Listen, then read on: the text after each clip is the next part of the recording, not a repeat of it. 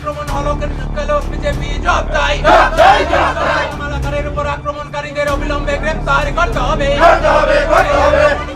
বৃহস্পতিবার সকালে সিপিআইএম কুমারঘাট মহকুমা কমিটির উদ্যোগে এক বিক্ষোভ র্যালির মাধ্যমে কুমারঘাট মহকুমা শাসকের অফিস ঘেরাও করে সিপিআইএম এর একঝাঁক দলীয় কর্মী সমর্থকরা। এই দিনের এই ঘেরাও কর্মসূচিতে সিপিআইএম কুমারঘাট মহকুমা কমিটির সম্পাদক স্বপন বৈষ্ণব বলেন, এগুলো বন্ধ হবে কিনা, ভোট হবে কিনা, না প্রশাসন রূপান্তরিত করা হবে, এই বিষয়টা আমরা জানতে চাই। তারা কি ব্যবস্থা গ্রহণ করে, এটা আমরা আমাদের দাবি। 2, কুমারঘাট এলাকার ভোটাররা তাদের যে পবিত্র ভোটাধিকার প্রয়োগ করার যে সাংবিধানিক অধিকার, সেই অধিকার যাতে রক্ষা করা হয়। আমরা শুধু তাদের যে মূল যে সমস্যা, মূল যে বিষয়, ভোট দিবার বিষয়, এইটাও নিয়ে আইছি যে ভোট হবে কিনা, ভোট দিতে পারবে কিনা।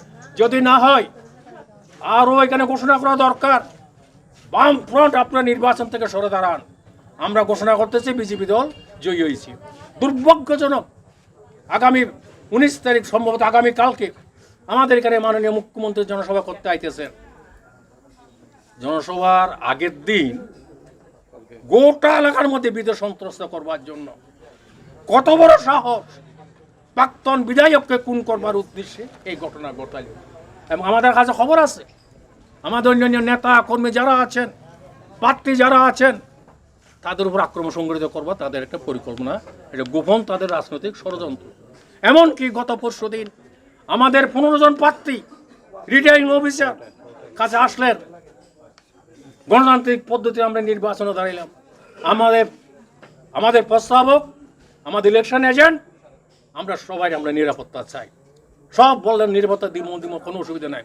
আমরা প্রশাসনকে জিজ্ঞেস করতে চাই, আপনারা ঘোষণা করেন রিটার্নিং অফিসারের কার্যালয় বিজেপি দপ্তরের অফিস, এটা সরকারি অফিসটা, ঘোষণা করেন এখান থেকে বইয়ার সমস্ত কিছু পরিকল্পনা হইতেছে।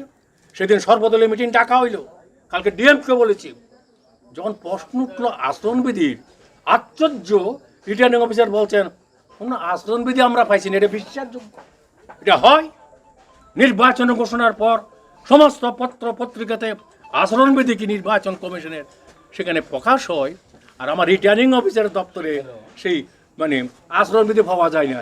এটা কিসের ষড়যন্ত্র, কিসের নমুনা? আমরা দেখলাম এখানকার যিনি বিধায়ক পরশুদের সাংবাদিক সম্মেলন করে বলতেছেন কুমারঘাট খুব শান্তিপূর্ণ অবস্থা, আর বামফ্রন্ট জিততে পারবে না, এই জন্য অভিযোগ আনতেছেন। আমি জিজ্ঞেস করি, চ্যালেঞ্জ করতে চাই, তার জবাব দিতে পারবেন কিনা? এই যে আজকের আক্রমণ, নিবেন্দ্র দাসের উপর আক্রমণ, আমাদের বিদ্যুৎ মালাকার উপর আক্রমণ, আমাদের রঞ্জন ঘোষের উপর আক্রমণ, আরো যে সমস্ত ঘটনাগুলো সংঘটিত করছে, আমি অনুরোধ করব খবর নেওয়ার জন্য। এটা কি শান্তিপূর্ণ নির্বাচনের নমুনা? এই জন্য আমরা এখানে বলছি, এই প্রতিশ্রুতি আমরা জানতে চাই। নির্বাচন কমিশনের যিনি আছেন উনি বলবেন।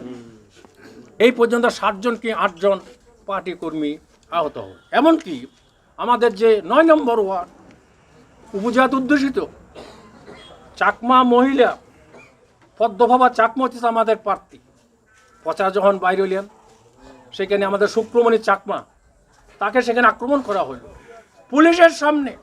এবং দুর্ভাগ্য, যারা আক্রমণ করলো তাদের বিরুদ্ধে কোনো কথা নাই। পুলিশ যিনি আক্রান্ত হলেন শুক্রমণি চাকমা, তার বাড়ির লোকজন যখন প্রতিবাদ করলেন, পুলিশ গেলেন তাদের প্রতিবাদকে দমন করবার জন্য। আমরা বাধ্য হয়ে গতকালকে পুলিশ সুপার, জেলা শাসক, এখানকার নর্দার্ন ডিআইজি, রিটার্নিং অফিসার, আমরা ডেপুটেশন দিলাম। আমরা বামফ্রন্টের প্রার্থীর একটা টিম সেখানে গেলাম, প্রত্যেকটা বিষয় উল্লেখ করলাম। তারা সবাই আমাদের প্রতিশ্রুতি দিলেন আর হবে না, ব্যবস্থা আমরা গ্রহণ করব। তাদের প্রতিশ্রুতি পাওয়ার পর আমাদের সমস্ত যে আমাদের বামফ্রন্টের প্রচার সজ্জন বিনষ্ট করে দিয়ে আমরা গতকালকে আবার নতুন করিয়া সেখানে আমরা প্রচার সজ্জাটা তৈরি করি এবং সজ্জিত করি। গত রাত্রে আমাদের 6 নম্বর ওয়ার্ডের আমাদের যে প্রার্থী সোমা মালাকার, তার যে ফেস্টুন বা ফ্ল্যাক্স, সেটা তার মুখমণ্ডলটা খাইতে সেখানে বিজেপি দলের পদ্ম চিহ্নটা সেখানে দিয়ে দেয়। কি প্রমাণ হয়? কুমারঘাট শহর, গোটা কুমারঘাটে অর্ধেক প্রচারপত্র কালকে বিনষ্ট করিয়া দেয়। এবং আজকে যখন আমাদের প্রাক্তন এমএলএ কমরেড সমীরণ মালাকা 7 নম্বর ওয়ার্ডে প্রচারে বাইর হয়, তার সাথে ছিলেন আমাদের প্রার্থী কমরেড নৃপেন্দ্র দাস, আমাদের নারী নেত্রী এবং আমাদের 11 নম্বর ওয়ার্ডের প্রার্থী কমরেড চুমকি চক্রবর্তী ছিলেন, অন্যান্য পার্টির কর্মীরা ছিলেন। আজমুখ আমরা দেখলাম বিজেপি দল দুর্বৃত্তি বাহিনীরা কমরেড সমীরণ মালাকে খুন করবার উদ্দেশ্যে প্রচণ্ডভাবে মারধর করে এবং সেখানে আমরা দেখলাম সমীরণ মালাকার যে দেহরক্ষী সে আক্রান্ত হয়। আমাদের 11 নম্বর যে প্রার্থী নারী নেত্রী চুমকি চক্রবর্তীর শিলদানির চেষ্টা করে। এই সমস্ত ঘটনাবলীর পরবর্তী সময়ে সমীরণ মালাকারকে উদ্ধার করে আমরা নিয়ে আসি কুমারঘাট গ্রামীণ হাসপাতালে। তার ট্রিটমেন্টটা ডাক্তারবাবুরা শুরু করেন, তারাই পরামর্শ দিলেন এক্ষুনি তাকে রেফার করতে হবে জেলা হাসপাতালে। অবস্থাটা খুব ভালো না। আমরা উনাকে হাসপাতালে কৈলাসহরে আমরা পাঠালাম। পাঠানোর পরে আমরা কুমারঘাট শহরে একটা বিক্ষোভ মিছিল করিয়া আমরা এখানে বসি। প্রশাসনকে জবাব চাই, ইলেকশন কমিশনের জবাব চাই। সমীরণ মালাকারের উপর আক্রমণ হচ্ছে কিসের স্বার্থে? বিজেপি জবাব চাই।